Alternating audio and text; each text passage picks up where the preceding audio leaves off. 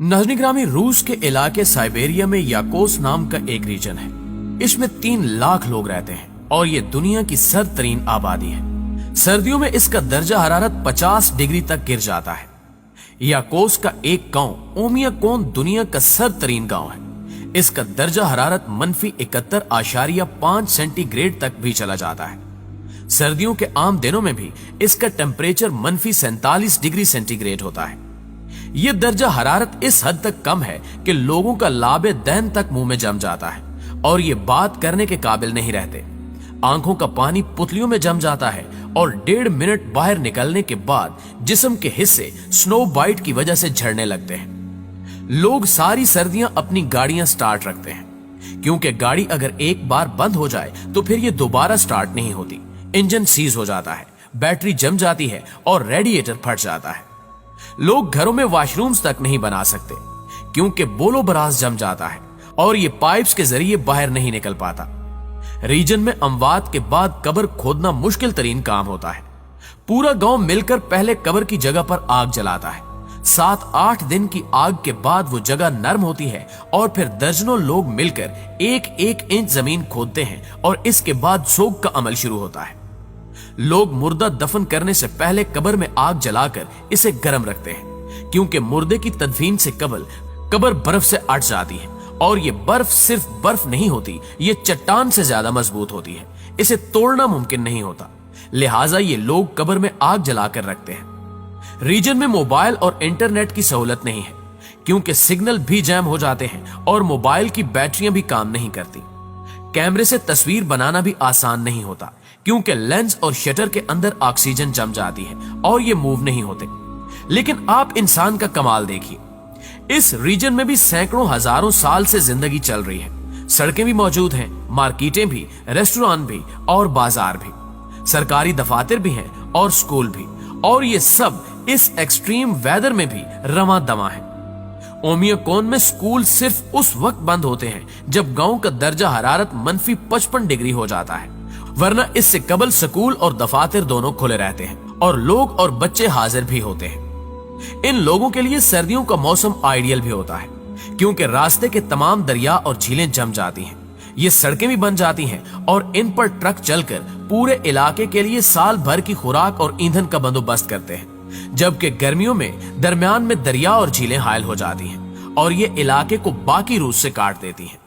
आप इस इलाके की तारीख और जोग्राफिया देख लें, आप ये देखकर हैरान रह जाएंगे कि इस पूरे इलाके में -71 डिग्री सेंटीग्रेड पर भी किसी दौर में 23 लोग नहीं मरे, जबकि हमने मरी से -2 सेंटीग्रेड पर 8 जनवरी को 23 लाशें उठा ली। मरी और ओमियाकोन में इतना फर्क क्यों है, क्या कभी आपने सोचा है? नाज़रीन ग्रामी, याद रखिए कि दुनिया में मौसम इशू नहीं होता, मौसम की तैयारी इशू होती है।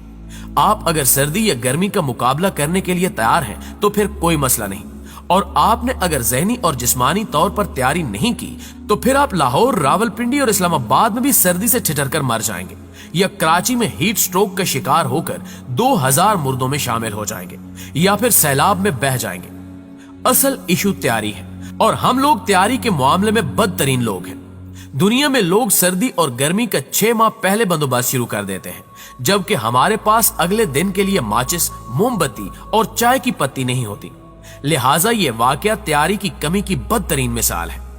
मरी का वाकया अफसोसनाक बल्कि इबरतनाक है, लेकिन सवाल यह है कि जिस कौम ने मशरकी पाकिस्तान के साने से कुछ नहीं सीखा, वो मरी के वाकये से क्या सीखेगी? साने मरी के 3 जिम्मेदार हैं: सयाह, मरी के लोग और हुकूमत। हम सबसे पहले सयाहों की कोताहियां डिस्कस करते हैं। हमें मानना होगा कि हमारी आबादी का 90% हिस्सा गर्म इलाकों से ताल्लुक रखता है। हम बर्फ और पहाड़ी इलाकों के इश्यूज से सिरे से ही वाकिफ नहीं हैं। पाकिस्तान में पिछले 20 वर्षों में सड़कों का जाल बिछ गया और लोगों के पास गाड़ियां भी आ गई, लेकिन कौम अभी भी ज़हनी तौर पर गाड़ियों और सड़कों के काबिल नहीं हुई। चुनांचे लोग अचानक पूरे खानदान को गाड़ियों में ठूंसते हैं और किसी तैयारी और इंफॉर्मेशन के बगैर मरी, कागान, सवात और गिलगित बल्तिस्तान की तरफ निकल जाते हैं, और गर्मी हो या सर्दी किसी न किसी आफत का शिकार हो जाते हैं। मरी में लोग स्लीपर, खुले जूतों और हल्के फुल्के कपड़ों में छोटी गाड़ियों और वैगनों में सवार होते हैं और जगह जगह फंसते और थसते चले जाते हैं। बच्चे सड़कों पर रो रहे होते हैं, खवातीन कै कर रही होती हैं और बुजुर्ग सर पकड़कर किनारों पर बैठे होते हैं। चुनांचे मैं इस साने का सबसे बड़ा जिम्मेदार आम लोगों को समझता हूं।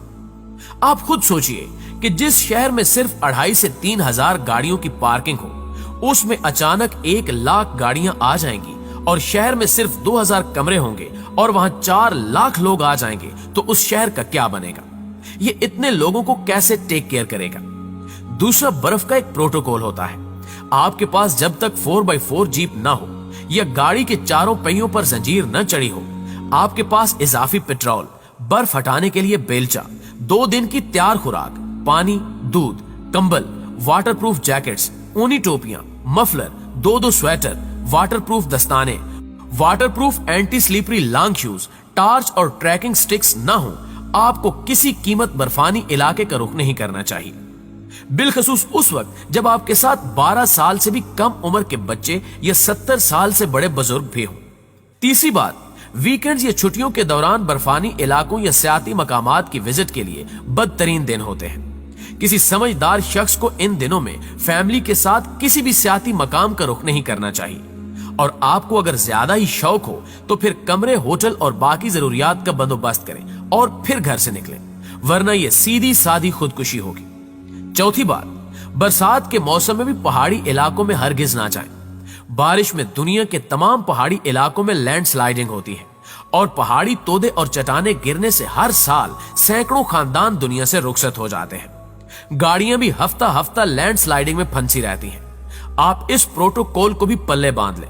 और पांचवी बात, आप अगर बर्फबारी में फंस गए हैं तो गाड़ी में मैसूर न रहें, गाड़ी साइड पे लगाएं और खानदान को लेकर पैदल निकल जाएं, और आपको जहां भी पनाह मिलती है आप फौरन ले लें।